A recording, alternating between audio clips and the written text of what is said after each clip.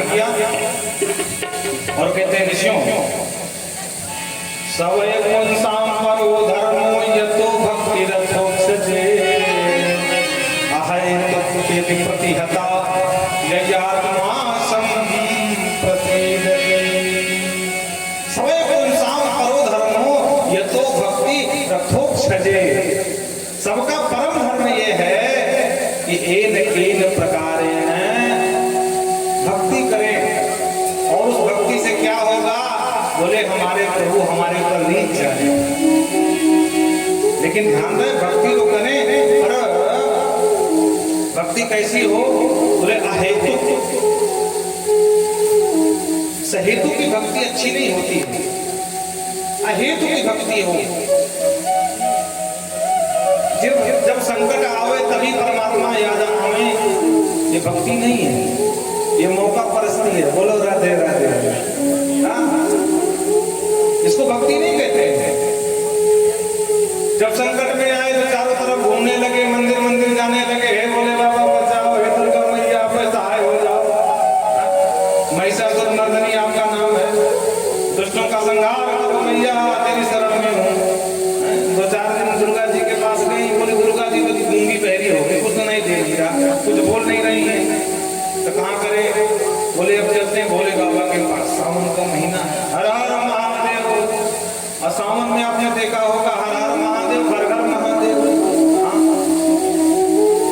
मिट्टी के बना मकान की तरफ तो महाराज जलवे जलवे बाबा शिव से सावन भर के बाकी 11 महीने कोई पूछने वाला नहीं।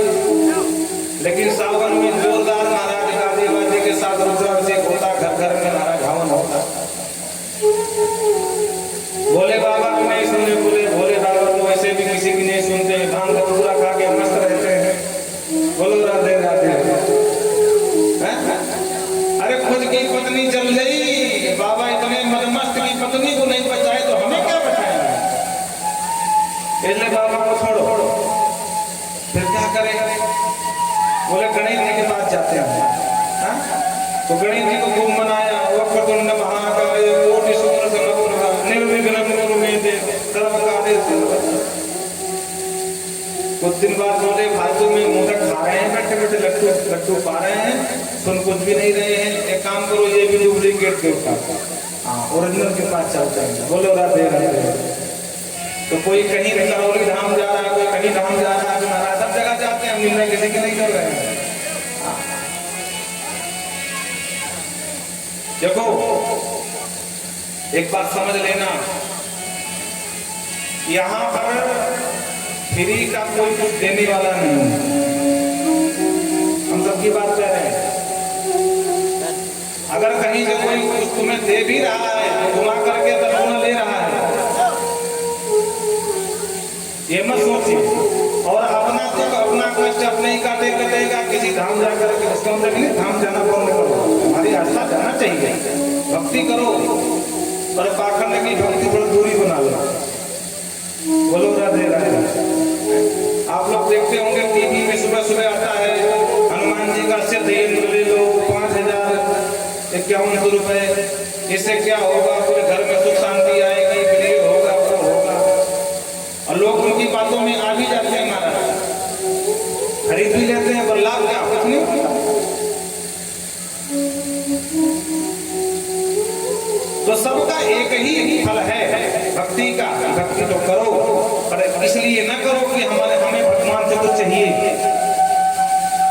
निस्वार्थ भाव से प्रेम करो, वही शुद्ध प्रेम है। और किसी आशा से अगर भगवान से प्रेम करते हो तो फिर तो आप व्यापारी बन गए। बोलो राधे राधे। ये व्यापारी का लक्षण है, क्योंकि व्यापारी हर जगह फायदा देखता है, घाटे का कोई सौदा नहीं करता। जब देखेगा कि समय अमुक वस्तु सस्ती हो गई तो महाराज थोड़ा धर करके रख लेता है, और जहां महंगाई आई तब निकालता अपना हुआ।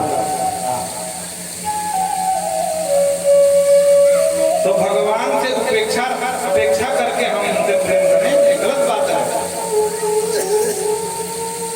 क्या भगवान को नहीं पता है कि हमें क्या चाहिए क्या नहीं चाहिए? क्या भगवान से मांगने से ही भगवान देंगे? भगवान को हम गाते तो हैं, तुम्हें वो माता सविता तुम्हें हो, तुम्हें वो वस्तु सखा तुम्हें हो, यहाँ तक कह देते हैं द्रविड़म तुम्हें हो। द्रविड़ माने होता है धन, ये धन भी तुम्हारा है। लेकिन अगर भागवत जी में फल चढ़ाने के लिए लेना हो तो फल वाले के पास पहुंच जाएंगे, भैया केला क्या भाव दिए? तो बोलेगा 60 रुपए दर्जन। अच्छा, और ये वाले बोले 40, वो वाले बोले 35, बोले वो वाले बोले 20, बोले 20 वाले बोले। अब वो सरे गले केला, अब खुद बाबूजी व्रत हूं, अब फिर केला खरीदने जाए, बोले भैया अच्छे देना, व्रत हूं। तो अपने लिए 60 रुपया दर्जन वाले, भगवान के लिए 20 रुपये दर्जन वाले। हाँ, भगवान को यहाँ कपट नहीं चलता है। हरि से कपट, मित्र से चोरी, बोलो राधे राधे। हरि से कपट न करो भाई। एक रस जो प्रेम हम अपने बच्चे से करते हैं वही प्रेम भगवान से भी करें। माँ बच्चे से प्रेम करती है तो क्या बच्चे से कोई अपेक्षा रखती है क्या? ये कमा के लाएगा तब प्रेम करूंगी? कभी नहीं। बेटा कैसा भी हो, लेकिन माँ के प्रेम में कोई परिवर्तन नहीं होता। हाँ, पिता को होता, पिता डांटता बात बात में, दुष्ट कहीं का, मूर्ख कहीं का, गधा कहीं का, इसने मेरा नाम खराब करा, नाम तो हो रहा है। पर माँ का हृदय बहुत कोमल होता है।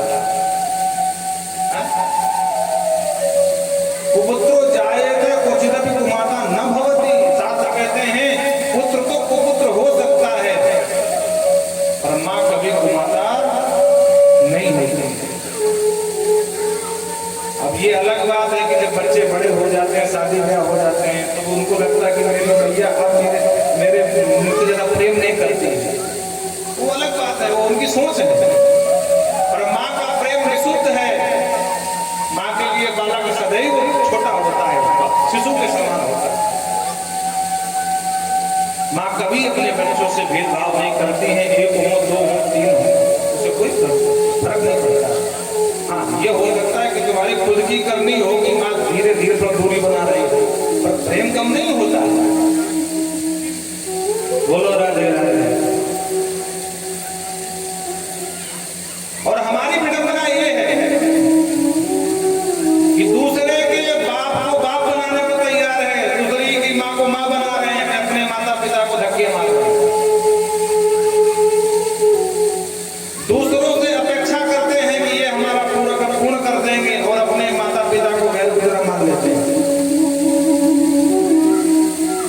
एक बात याद रखना, जितने यहाँ बच्चे बैठे हों, आप घर से बाहर जा रहे हो, अपने माँ के पैर छू के जाना। अगर तुम्हारा काम न बने तो हमसे बताओ।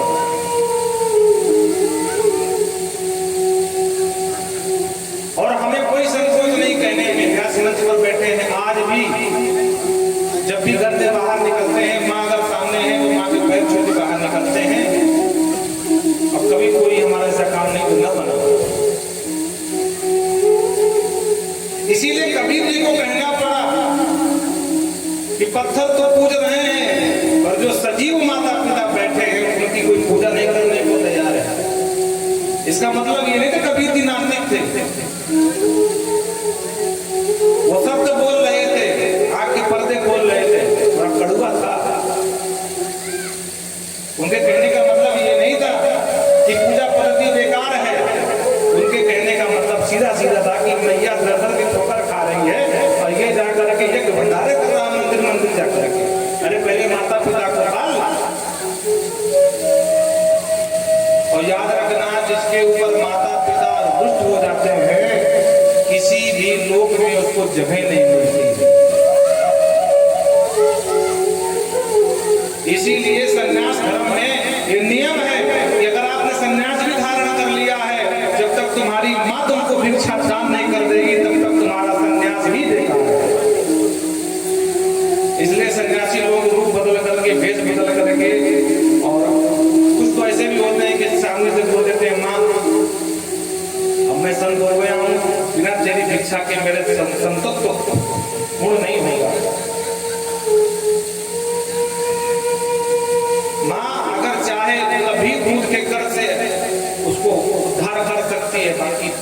क्षमता नहीं है।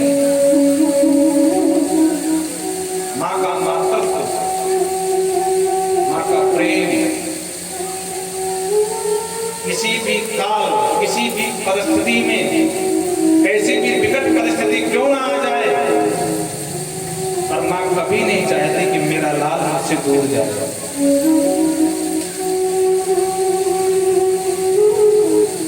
माँ के जैसे कर्मा शायद किसी में, और माँ की ममता को समझना हो ना तो गौ माता को देखना कभी। आप लोग तो शहर के वासी हो, गौ माता जब बच्चा देती है, बछड़ा देती है ना, तो बछड़ा पूरा मल से लिपटा होता है, पूरी गंदगी होती है उसमें। गृह स्वामी भी मजबूरी बस उसको पकड़ता है, छूता है, क्योंकि दूध खाना है उसको। बाकी कोई उस बच्चे को पकड़ना नहीं चाहता है। बोलो राधे राधे। लेकिन आपने ध्यान दिया होगा, उसी गंदगी को गौ माता अपने जीभ से चाट चाट करके पूरा स्वच्छ कर देती है। ये है माँ की ममता।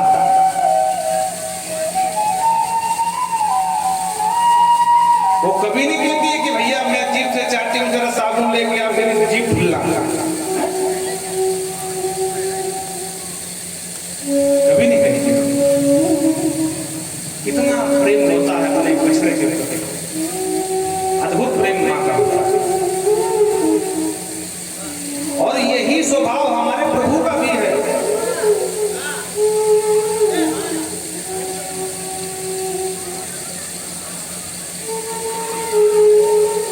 सन्मुख होई जीवन मोहि जवानी, जन्म मोटे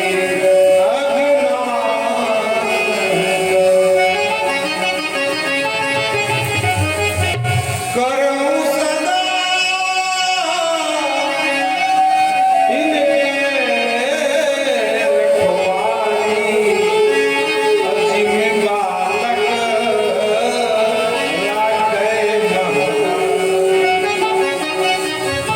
यही स्वभाव हमारे प्रभु का भी है।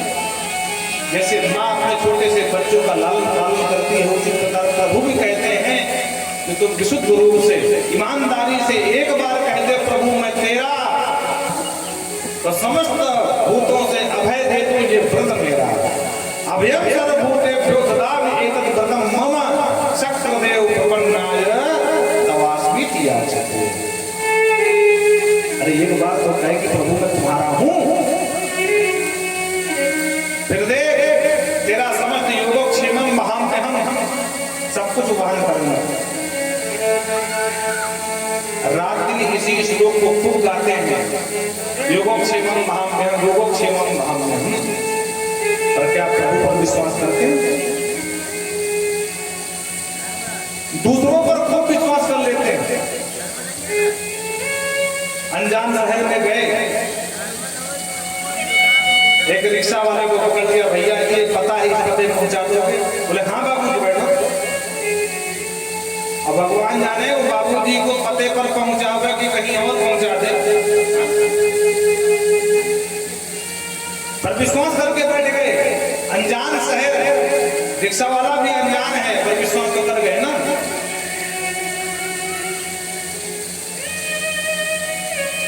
शास्त्र कहते हैं योगक्षेमम महाम्यहम्। भगवान कृष्ण गीता में अर्जुन से कहते हैं अनन्या चिंतयन्तो माम ये जनाः पर्युपासते तेषां नित्याभियुक्तानां योगक्षेमम महाम्यहम्। जो अनन्य भाव से मेरा चिंतन करते हैं कि हे प्रभु तुम्हारे अलावा अब हमारा कोई नहीं है, उसका मैं समस्त योग और क्षेम वहां करता हूं। योग का मतलब होता है प्राप्त कराने, और क्षेम का मतलब रक्षा करने वाले। उसे जो चाहिए वो देता हूँ, और उसकी वस्तु और उसकी संपत्ति की सुरक्षा भी मैं करता हूँ। बोलो राधे राधे। लेकिन अज्ञान शहर अज्ञान व्यक्ति पर तो भरोसा है,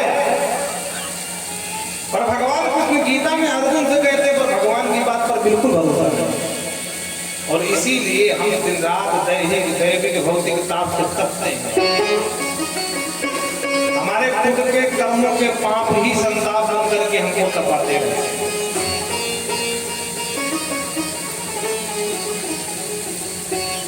धर्म सुनिश्चित पुंसम विक्षसेन कथा सुया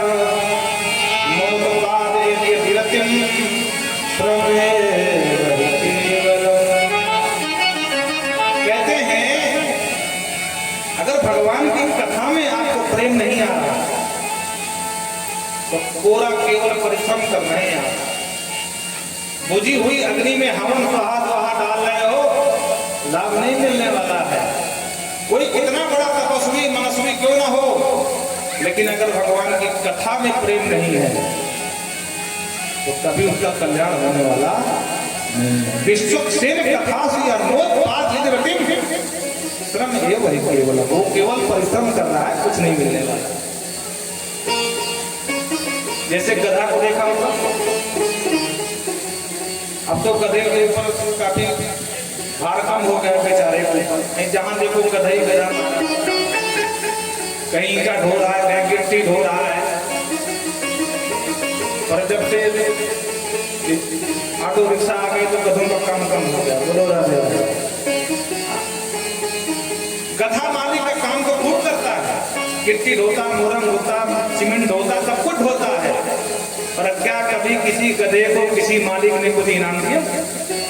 वाह भैया तुमने मेरा बड़ा काम किया। उसी तरह हम भी गधे के समान घर गृहस्थी का पूरा भार उठा रहे हैं। पर जिस तरह गधे का मालिक गधा काम करना हो तो डंडे मार के भगा देता है, उसी तरह हमारे घर वाले भी एक समय ऐसा आएगा कि हमको दो डंडे मार के भगा देंगे। बोलो राधे राधे।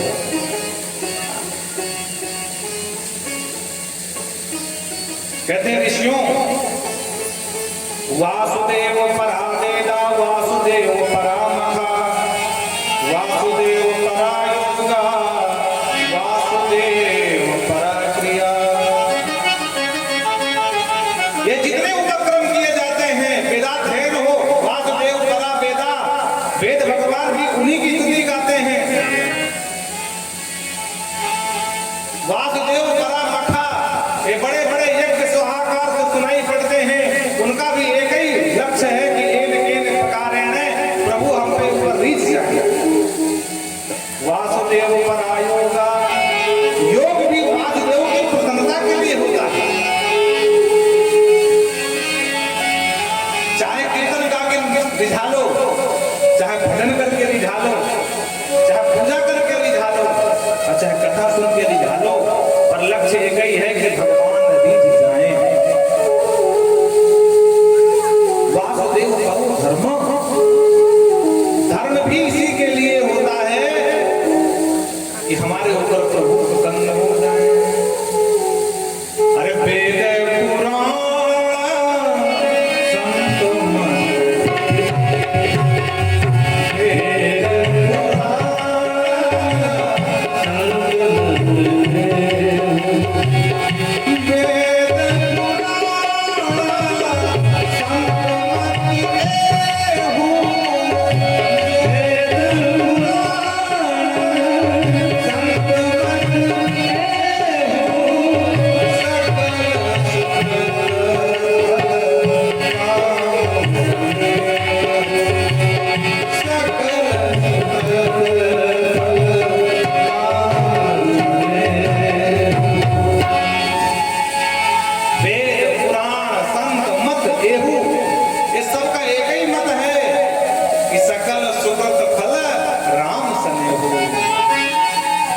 सभी पुण्यों का एक ही फल है कि हमारे राम की सरकार हमारे ऊपर स्नेह करने लगे, उनसे प्रेम करने लगे।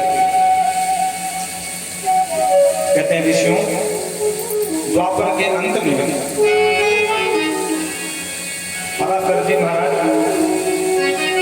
एक वेद के 4 विभाग किए, पंचम वेद महाभारत लिखे, फिर भी शांति नहीं मिली तो पुराणों की रचना प्रारंभ कर दी। एक एक करते करते 17 पुराण लिख डाले, पर फिर भी मन को शांति नहीं हुई। तो महाराज नारद जी गागना हो गया, और जो नारद जी को देखा तो पूजया मास विधवत नारदम सुर पूजितम।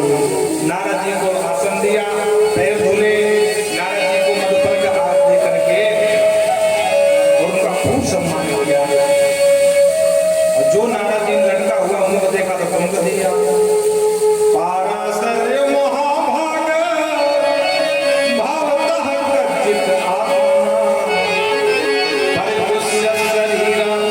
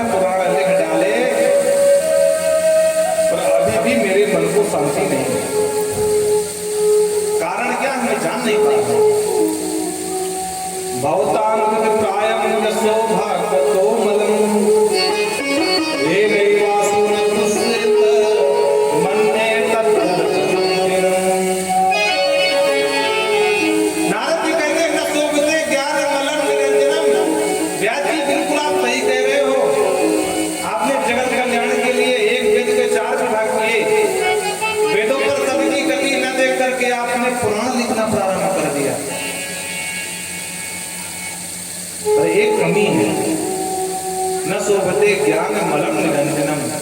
जिस ज्ञान में हमारे प्रभु का चर्चा न हो वो ज्ञान भी दो कौड़ी हो।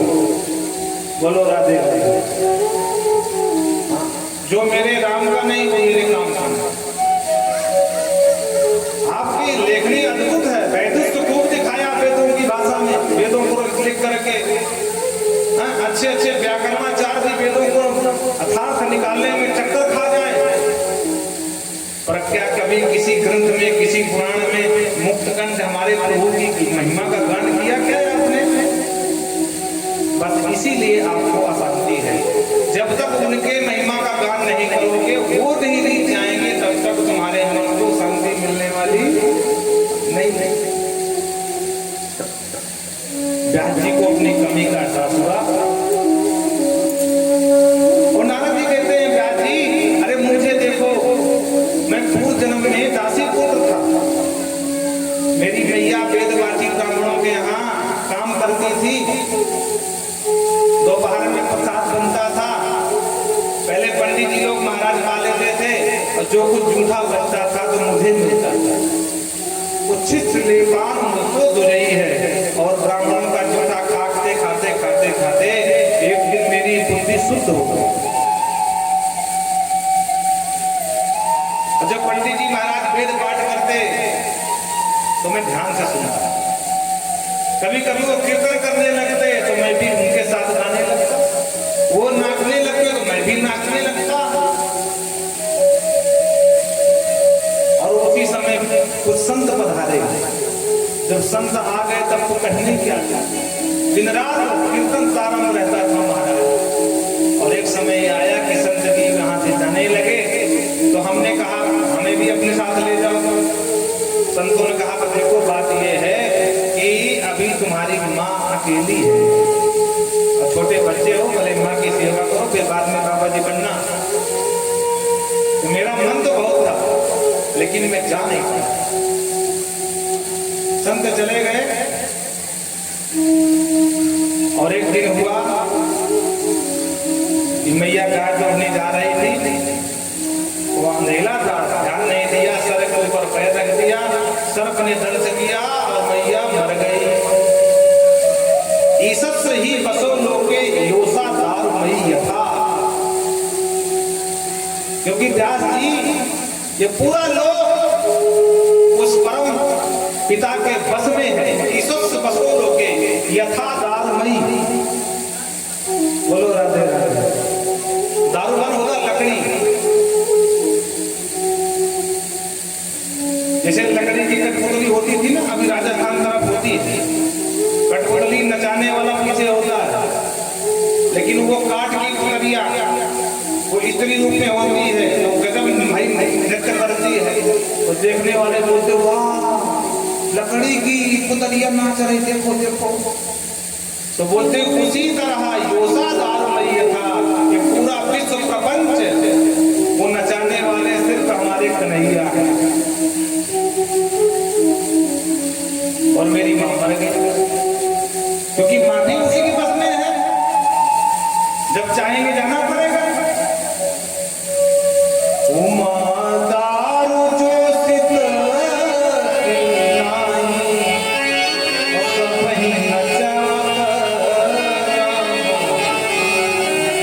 इसी बात को किसी ने भी कहा। मां का कार्यक्रम किया, उत्तर दिशा की तरफ जिस तरफ महात्मा गए थे उन्हीं के पीछे पीछे गया। वो दूर चलने के बाद मैं थक गया तो जल पिया, एक पीपल के नीचे बैठ करके आराम करने लगा, हल्की सी नींद आ गई। तो भगवान ने वो दिव्य झांकी मुझे दिखा दिया, और जो भगवान की आगा प्रभा शोभा को निहारा तो बावड़ा हो गया, वाह प्रभु कितने सुंदर हो। और भगवान का आलिंगन ही करने जा रहा था कि भगवान अंतर ध्यान हो गए, हड़बड़ा करके आंख खुली तो ना भगवान है ना कहीं कुछ। अब मैं परेशान हो गया, भगवान कहाँ गए, पुकारने लगा, चिल्लाने लगा, आकाशवाणी हुई, बेटा अभी तुम पक्के भक्त नहीं हो, जाओ पहले कुछ दिन और भजन करो फिर मिलेंगे। और मैंने 60 जन्म लिया, बराबर ध्यान से सुनना, 12 जन्म होता रहा, 60 जन्म के बाद इस सृष्टि का लय हुआ और मैं ब्रह्मा जी का 10वां बेटा नारद बन के जन्म लिया। यहाँ जो 4-5 साल का नाम जपने बोले महाराज बहुत जपते 5 साल हो गए, लाभ नहीं हो रहा। नारद जी 60 जन्म तक बराबर जपे, तब जाके नारद जी बने। बोलो राधे राधे। और नारद कहते हैं जब ब्रह्मा का बेटा बना तो हरि का कीर्तन गा रहा था, हरि सामने आ गए, बोले बेटा सूखा सूखा गा रहा है, आनंद नहीं आ रहा है, तो मैं गीला कैसे करूं? अरे बोले कुछ बांसुरी में तान छेड़, वाद्य होना चाहिए गायन के साथ में। तो बोले मैं वाद्य कहाँ से ढूंढूं? तो उन्होंने मुझे वीणा प्रदान कर दी कि बेटा आप इस वीणा में गाना तब मुझे अच्छा लगेगा। बोलो राधे राधे। अरे देव दत्ताम वीणा स्वर ब्रह्म मूर्छे स्वाहरि कथा गायमान मूर्छे स्वाहरि कथा गायमान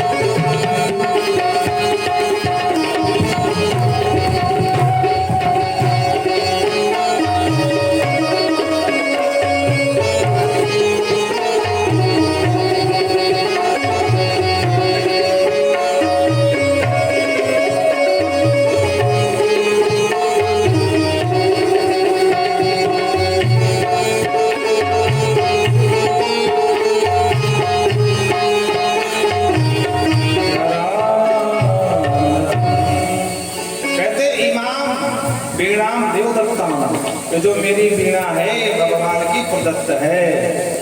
और इसमें स्वर ब्रह्म विभूषिताम, ब्रह्म विभूषित स्वर मेरी वीणा में है। और मूर्छित हरि कथा, हे व्यास जी महाराज गाते गाते मैं मूर्छित हो जाता हूँ कभी कभी, इतना भाव विभोर हो जाता हूँ। कुछ गायक कुछ रुदती कुछ हंसती, ये स्थिति बन जाती है। बोलो राधे राधे, वाह धन्यवाद। और इस तरह नारद जी ने जब उपदेश दिया, व्यास जी को अपनी कमी का एहसास हुआ। सरस्वती के पावन तट पर स्नान किया, सम्मुख प्रार्थना के आश्रम में बैठ करके भगवान का ध्यान किया। पूरी भगवान की भागीरथी प्रभावित होने लगी। वो 4 श्लोकी जो भागवत मिली, उसी का विस्तार करने के लिए व्यास जी बोलने वाले थे, लिखने वाला कोई दिखाई नहीं पड़ा, तो गणेश जी को बुलाया और व्यास जी बोलते गए और गणेश बाबा लिखते गए। और देखते देखते एक छोटा सा एक ग्रंथ बृहद 18,000 पुराण बन करके तैयार हुआ, जिसका नाम श्रीमद् भागवतम। बोल श्रीमद् भागवत महापुराण की। और इस तरह 2-4 श्लोक अपने दूतों को सिखाया। जंगल में लकड़ी बीनने गए तो यह श्लोक गाने लगे। और एक श्लोक हमारे सुखदेव जी जो समाधि लगाकर बैठे थे, उनके कान पर पहुंच गया। अहोवकीयम कनकालकोटम जिघासया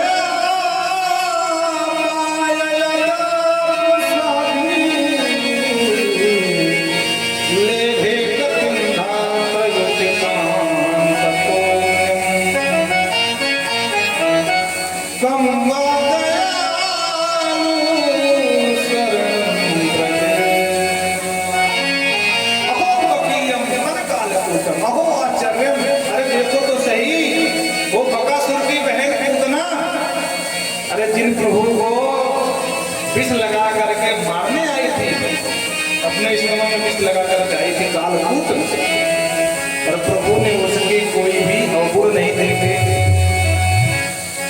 प्रभु ने कहा देखो बुरी भली जैसी भी हो, पर याने काम तो मेरी मैया जैसे किया, तो इसको गति भी मैया जैसे ही प्रदान करनी चाहिए।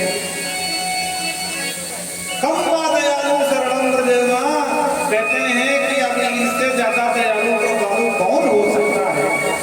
अरे जो भाई उतना के दोषों को न देखे तो हम जैसे सामान्य दोषों को कौन देखेगा। और जो इतने बड़े दयालु कृपालु की शरण में न आवे, उससे बड़ा कोई अभागा नहीं है। जो सुखदेव जी ने सुना कि इतना सरल, इतना कृपालु, इतना दयालु, अरे छोड़ो छोड़ो निराकार ब्रह्म को, दौड़ करके आए, बोले भैया बड़ा सुंदर श्लोक सुनाए, तो चारों सुना दो। बोले हमारे पास तो इतने थे, हमने सुना दिया। ज्यादा सुनना हो तो हमारे पिताजी के पास, हमारे गुरु जी के पास चलो, तो लेकर के पहुंचाया व्यास जी के पास।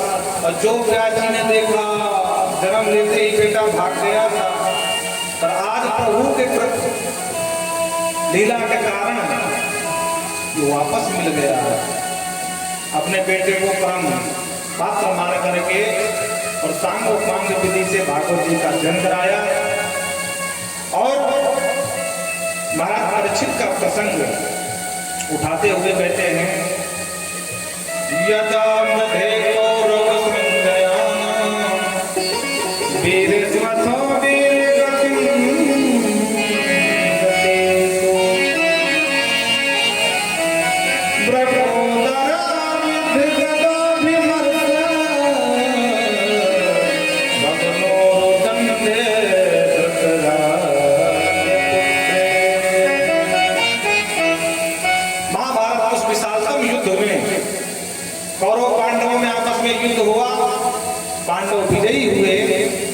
अंतिम युद्ध में दुर्योधन की जांग तोड़ करके भीम ने गदा से प्रहार किया और विजय शंखनाद बजाते हुए चले गए।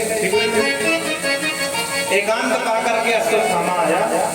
अश्वत्थामा ने दुर्योधन की जब दुर्दशा देखी तो कहा मित्र मैंने तुम्हारा वो वैभव देखा है, तुम्हारी ये दुर्दशा मुझे बिल्कुल भी विश्वास नहीं हो रहा, पर मित्र बुरा मत मानना, इस दुर्दशा के कहीं ना कहीं तुम भी कारण हो। मैंने क्या किया भैया?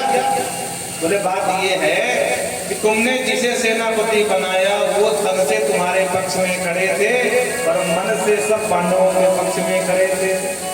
अगर सेनापति बनने का मुझे सौभाग्य मिला होता तो आज युद्ध का परिणाम बदल दिया होता। दुर्योधन ने कहा जो होना था हो गया, अब ये बताओ कि तुम मेरे लिए कर क्या सकते हो? बोले जो तुम कहोगे मैं वो कर लूंगा, तुम एक बार बोल के देखो। बोले पक्की बात? बोले हाँ हाँ। बोले देखो मुझे मरने की पीड़ा नहीं है, जिसका जन्म हुआ वो मरेगा, आज मर तो कल मरेगा। मुझे पराजय का भी कोई कष्ट नहीं है, हम क्षत्रिय हैं, क्षत्रियों के जीवन में जय और पराजय होती ही रहती है। लेकिन अगर कष्ट है तो एक बात का कि हम 100 भाई दुश्मन 5, 100 में से एक भी नहीं बचा और 5 में किसी एक को भी आंच नहीं आई। अगर एक भाई में टपक गया होता तो मुझ मरते हुए दुर्योधन को कुछ शांति तो मिल जाती। अश्वत्थामा ने कहा बस इतनी सी बात? बोले हाँ।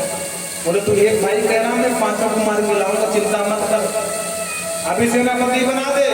तो जान से बहते हुए खून को अंगूठे से लगाया और सेनापति बना दिया। 4-5 लोग बचे थे, बस 4-5 सैनिकों का एक सेनापति बन गया अश्वत्थामा। बोले जाओ मैं तुम्हें अपनी सेना का सेनापति नियुक्त करता हूं। जोश में बोल तो वो बैठा, पर बाद में सोचा कि पांडव हैं बहुत बलशाली, इनसे भिड़ पाना मेरे बस की तो नहीं है, पर मैंने वचन दिया है, क्या करूं? योजना बनाई कि रात्रि में हमला करूंगा सोते समय, पर कहते हैं कि भगवान जिसको बचाना चाहते हैं ना उसे कोई मार नहीं सकता है। सब लोग भोजन पाने के बाद शयन में जा रहे थे, भगवान ने कहा आज सोने की रात है, अरे कम से कम आज विजय स्त्री मिली है, जाके कहीं महोत्सव मनाते हैं, पार्टी शार्टी करते हैं, चलो मेरे साथ। तो शिविर से निकाल करके ले गए। अब पांडवों की सैया पर पांडवों के ही बच्चे सो गए जो बिल्कुल वो पांडवों जैसे दिखते थे। अश्वत्थामा आया, पांडु पुत्रों को पांडु समझ करके, पांडव समझ करके और पांडवों का गला काट दिया। उछलता कूदता पागल की तरह गट्ठर में बांध दिया, तो शिविर में आग लगा दिया। हाँ, और लेके चला गया। देख मित्र तू एक ही कह रहा मैं 5 को मार के लाया हूं। दुर्योधन ने कहा सबसे पहले भीम का शीश ला पहुंचा। इस दुष्ट ने मेरे सामने मेरे प्रिय भाई दुशासन का सीना चीर करके उसका खून पिया था, इसका सिर तोड़ करके मैं बदला। तो भीम के बच्चे का शीश भीम समझ करके दे दिया और बिल्कुल हल्के प्रहार से ही वो बच्चे का शीश फूट गया। दुर्योधन चौंका, बोले मूर्ख, ये भीम का शीश नहीं हो सकता। जब ध्यान से देखा तो पांडवों की जगह पांडु बच्चों को पाया, पांडु पुत्रों को पाया। बहुत दुखी हुआ, बोले रे भाई अश्वत्थामा तूने क्या किया? हमारे पूर्ववंश में कोई पानी देने वाला भी नहीं छोड़ा, अरे इन बच्चों से मेरी क्या दुश्मनी? प्राचित करता हुआ प्राणांत को प्राप्त हुआ। अश्वत्थामा समझ गए कि अगर ये पांडव नहीं है, पांडव पुत्र हैं, तो पांडव जिंदा है तो मेरे जीने का कोई गारंटी नहीं है। छुपने की जगह ढूंढने लगा और इधर भगवान लेकर के पांडवों को आए और प्रातः काल जब द्रौपदी जगी, बच्चों के धड़ तो पड़े थे पर शीश नहीं है, माँ का हृदय फट गया, चित्कार करके रोने लगी। माता शिशु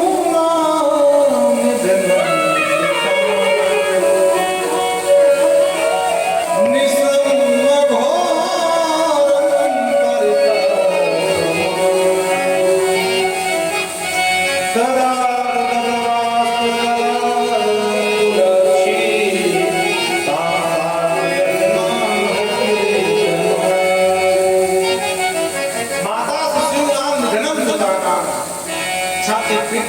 तिरस्कार करने लगी मां द्रौपदी। इतने में भगवान ने पांडवों को लेकर के आ गए। रोती हुई द्रौपदी को देखा जब अर्जुन ने, अर्जुन कहा देवी मत रो, तुम छत्राणी हो, छत्राणियों के जीवन में जय पराजय मिलते रहते हैं, हानि लाभ सब मिलता है, बिल्कुल मत रो, दुखी मत हो, जन्म लेना और मरना ये भगवान के हाथ में है। लेकिन एक वचन मैं तुम्हें देता हूं कि तेरे पुत्रों को, हत्यारे को तुम्हारे सामने लाके मारूंगा। मैं गांडीव लेकर के प्रतिज्ञा करता हूं। भगवान मुस्कुराए, बोले वाह इतना अपमान गांडीव का। मानो भगवान कहना चाहते हो कौन मारा जानते हो? अर्जुन का नहीं सरकार, मैं तो नहीं जानता। तो प्रतिज्ञा तो ऐसी खा रहे हो, खोज निकालूंगा, बाजार में भी होगा। जब तुमको पता ही नहीं कौन मारा तो कैसे खोजो? बोले सरकार संकट मोचन आप हो ना मेरे लिए, आप ही बताओ।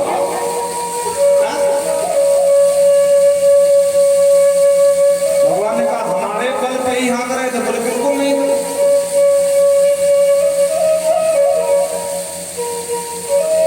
जिसे लखनलाल जी ने स्वयंवर में कहा था ना, तोरो छत्रक दंड जिम तव प्रताप रघुना, है ना? मैं इसको तोड़ सकता हूं, ब्रह्मांड को फोड़ सकता हूं, मूली की तरह मरोड़ सकता हूं, गेंद की तरह उछाल सकता हूं।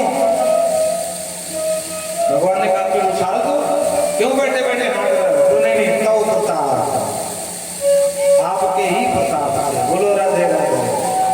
तो मानो अर्जुन ने कहा कि हम सबको ढूंढ सकते हैं, मार सकते हैं, सब कर सकते हैं, लेकिन आपके बगैर नहीं। शक्ति के पावर हाउस तो आप ही सरकार, आप ही शक्ति दे रहे हो, आप बताओ कौन है?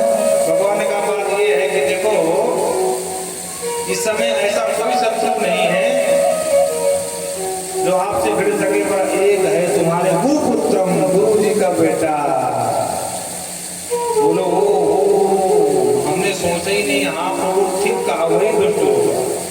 चलो उसके पास। भगवान बोले चलो। और भगवान ने रथ की लगाम घोड़ों की संभाली, भागते हुए जिस गुफा में बैठा था वहां पहुंच गए। अर्जुन ने जो टंकार होने कर एक काया बाहर निकल, दोनों में महासंग्राम छिड़ गया। एक समय अश्वत्थामा युद्ध हारता हुआ दिखाई पड़ा, अपने को मान लिया, तो ब्रह्मास्त्र का प्रयोग कर दिया। और जो ब्रह्मास्त्र महाराज आता हुआ दिखाई पड़ा तो अर्जुन कहां पर गए? कृष्ण कृष्ण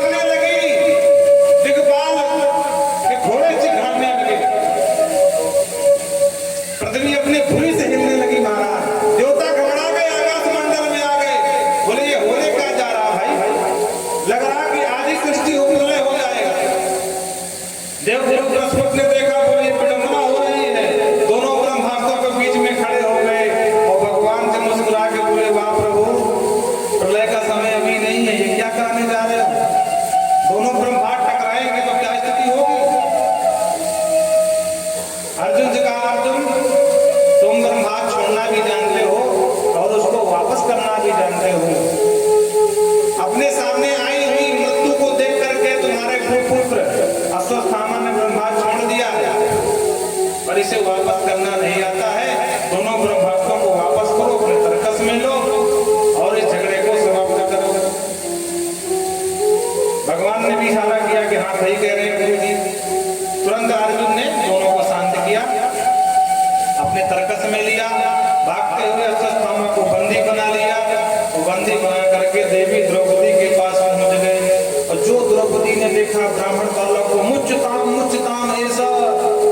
प्राणनाथ क्या कर रहे हो, ये ब्राह्मण है, पंडित जी महाराज है, छोड़ो छोड़ो इनको। अर्जुन ने कहा, अभी छाती पीट के रो रही थी देवी, हत्यारा सामने आया तो दया की मूर्ति बन के खड़ी हो गई, तुमके इसके ऊपर दया आ रही है? अरे यही तुम्हारे बच्चों को मारने वाला है। द्रौपदी ने कहा, नहीं मुझे इसके ऊपर तो दया नहीं आ रही, लेकिन इसके जो गुरु, इसके पिताजी है ना, तुम्हारे गुरु जी हैं, उनको स्मरण कर रही इस समय। क्या स्मरण कर रही हो? सहेश भगवान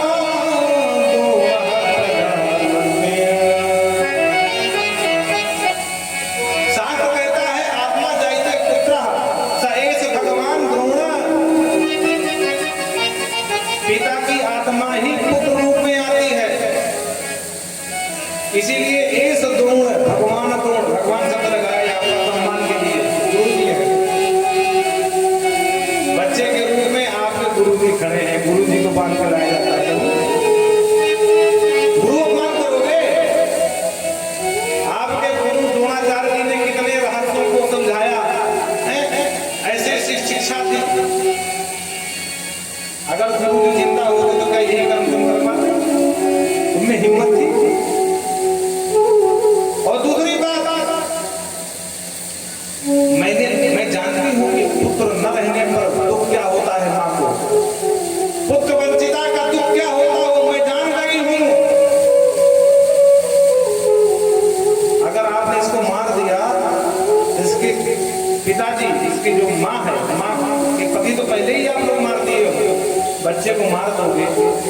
मेरे लिए तो 5-5 पतियों का सहारा है, पर इसकी मां के पास मात्र एक बच्चे का ही सहारा है। पति वंचिता तो है ही है, पहले से पुत्र वंचिता बनाना चाहते गुरु माता को, कम से कम गुरु माता का तो ध्यान करो भाई। जब धर्मराज युधिष्ठिर ने सुना, बोले बिल्कुल ठीक कहते हैं देवी द्रौपदी, अर्जुन एक काम करो, छोड़ो बालक को। भीम ने कहा, बोले वाह, तुम सब इसको छोड़ दो, लेकिन मेरी गदा से नहीं बचने वाला है। अर्जुन एक बार भीम को देखे, एक बार द्रौपदी को देखे, एक बार भगवान को देखे, एक बार धर्मराज को देखे।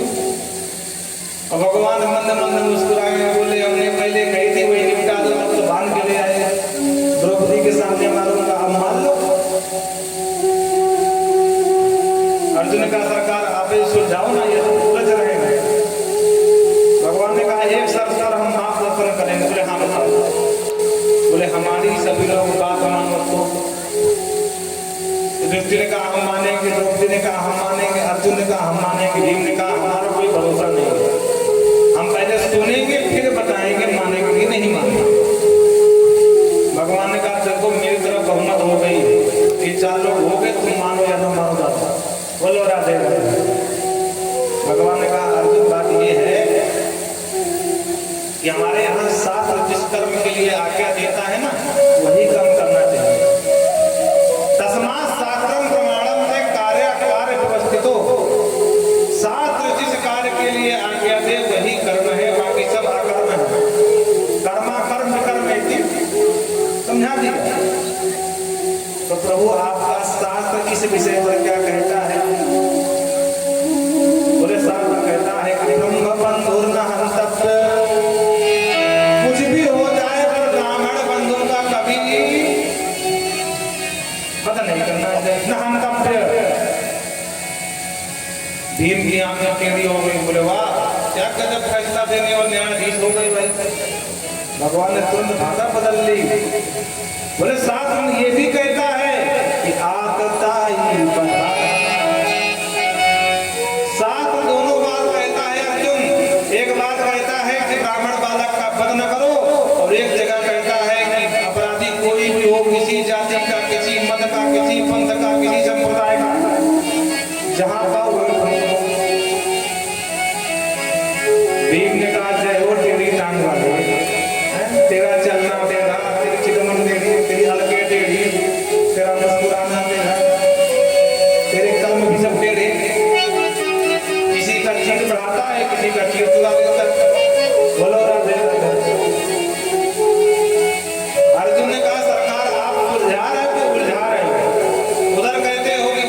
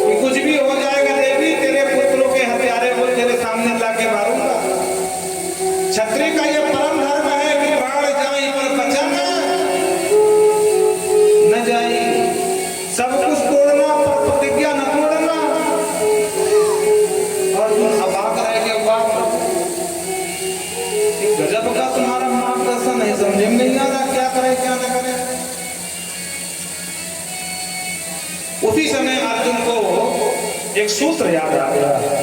भगवान जब महाभारत में गीता का उपदेश कर रहे थे तो गीता में एक जगह कह रहे थे संभावित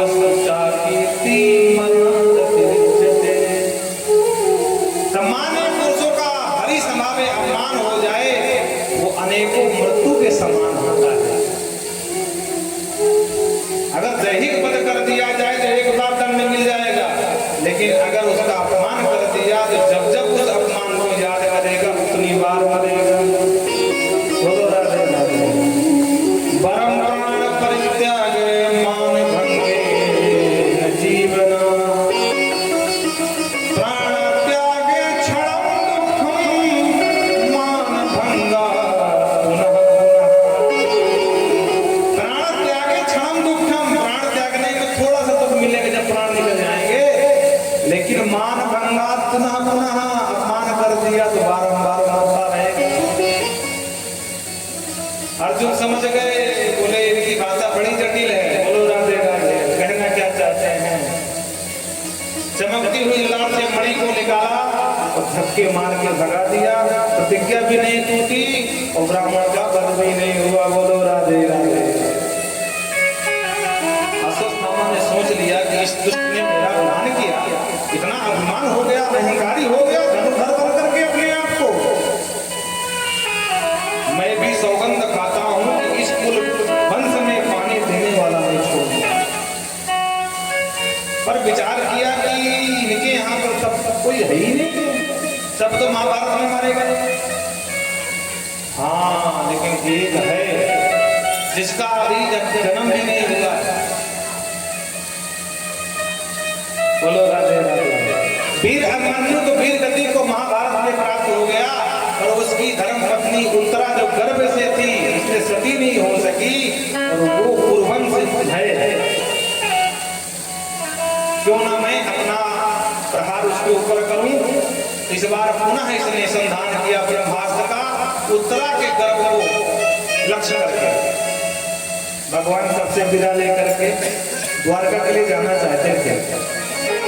बुआ जी मैं द्वारका जाऊंगा, बहुत दिन हो गए द्वारकावासी परेशान हो रहे होंगे, आपका युद्ध भी जीत लिए और राजा बन गया, बेटा मुझे जाने दो।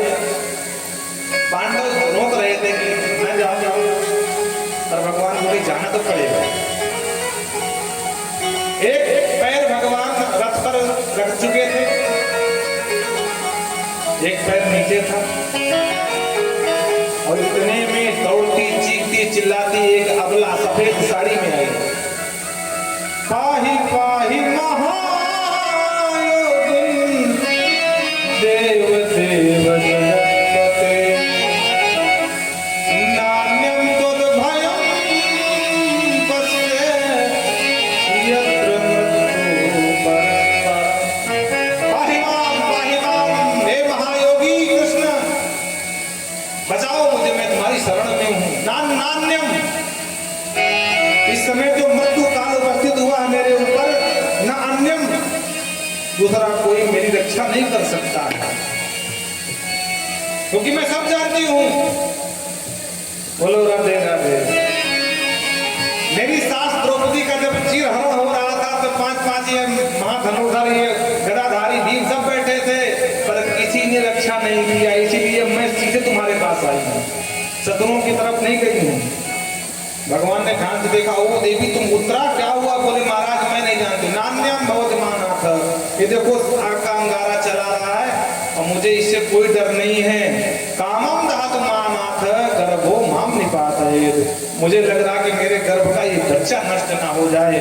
आपने जिसके लिए इतना बड़ा महाभारत युद्ध करा दिया, अगर ये कुरुवंश का बीज ही नष्ट हो गया तो फिर आपकी बदनामी हो जाएगी।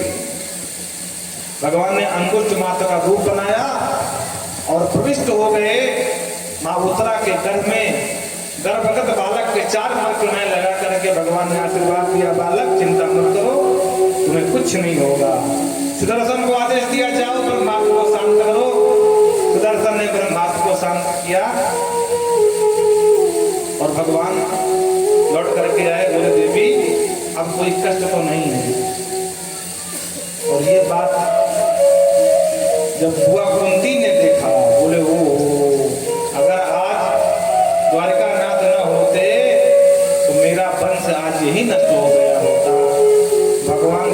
जोड़ करके प्रार्थना करने लगी। नमस्ते पुरुषं त्वास्य ईश्वरं प्रकृति परं अलक्ष्यं सर्वभूतानां अन्तर्बहिर्गमनितं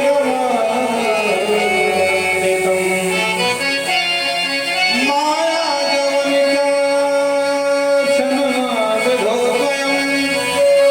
न लक्ष्यसे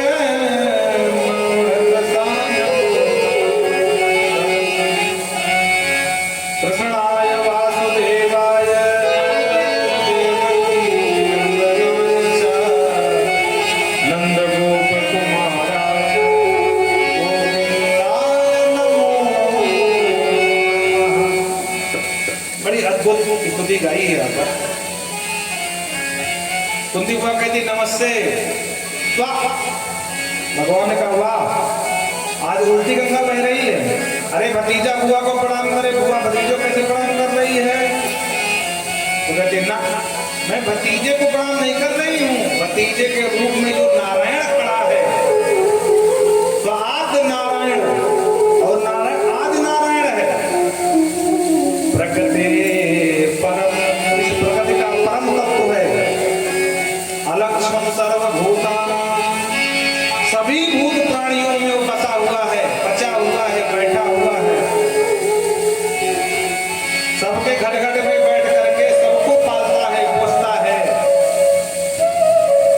पर दिखाई नहीं पड़ता है। अलक्ष्म, मैं उसे प्रणाम करती हूँ। अरे बसा हुआ भगवान